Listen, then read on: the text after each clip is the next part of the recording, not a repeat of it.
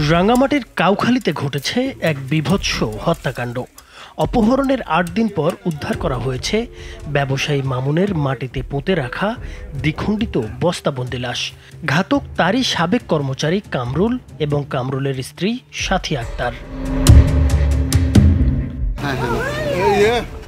জানা গেছে ৭ জুলাই বিকেলে মামুনের স্ত্রীকে ফোন করে দুটি ব্যাংক চেক চট্টগ্রামের রাঙ্গুনিয়া উপজেলার রানীরহাট এলাকায় এক ব্যক্তির কাছে পৌঁছে দিতে বলেন মামুন। স্ত্রীকে জানান একটু ঝামেলায় আছেন, তবে স্ত্রীকে দুশ্চিন্তা করতে নিষেধ করেন তিনি।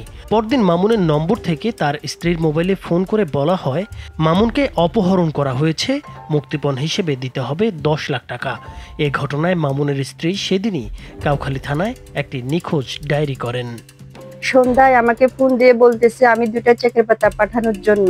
আমি রানীরহাট পাঠানোর পর আর বলল সকালবেলা আসবে, ফিরে আর আসে নাই। এদিকে মামুনের নির্দেশ মতো আনোয়ার নামের এক যুবকের কাছে চেক পাঠায় তার স্ত্রী। পুলিশ আনোয়ারের সন্ধান বের করে তাকে গ্রেপ্তার করলে তার জবানিতে উঠে আসে মামুনের সাবেক কর্মচারী কামরুল হোসেনের নাম। পরে পুলিশ তথ্য প্রযুক্তির সহায়তায় লক্ষ্মীপুর থেকে তাকে গ্রেপ্তার করে।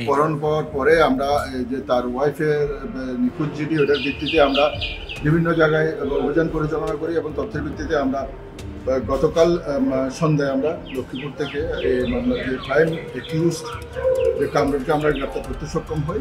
গ্রেপ্তারের পর কামরুল পুলিশকে জানায় মামুনকে রানীরহাটের ভাড়া বাসায় ডেকে নিয়ে যায় সে। সেখানে স্ত্রী সাথী আক্তারের সহায়তায় মামুনকে চায়ের সঙ্গে নেশাদ্রব্য মিশিয়ে খাওয়ানো হয়।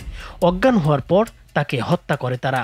পরে লাশ দ্বিখণ্ডিত করে বস্তায় ভরে কাউখালীর মাঝের পাড়া এলাকায় তার ফুপা শ্বশুরের বাড়ির পাশে মাটিতে পুঁতে রেখে পালিয়ে যায়। কামরুল জানায় মামুনের সঙ্গে কামরুল আগে কর্মচারী হিসেবে কাজ করলেও পরে তারা শেয়ারে ব্যবসায় যুক্ত হয়। ব্যবসায়িক লেনদেনের বিরোধের জেরেই তাকে হত্যা করে সে। কামরুল স্বীকার করে তার সাথে আসলে ব্যবসায়িক টাকা পয়সা নিয়ে কিছুটা ঝামেলা ছিল।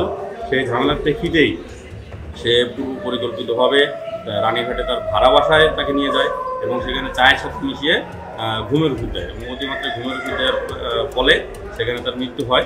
পরবর্তীতে সে তার স্ত্রী সহ মামুনের মৃতদেহ একটি বস্তায় করে নিয়ে নাইল্লাছড়ি গ্রাম একটি বাঁশঝাড়ের পিছনে গর্ত করে সেখানে লুকিয়ে রাখে।